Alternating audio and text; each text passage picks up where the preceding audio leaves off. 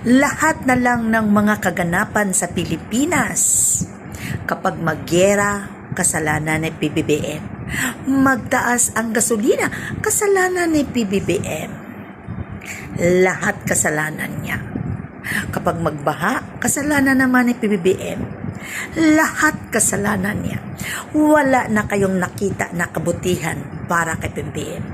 Alam niyo kung bakit? Dahil inggit na inggit na inggit na inggit na inggit lang kayo kay PBBM.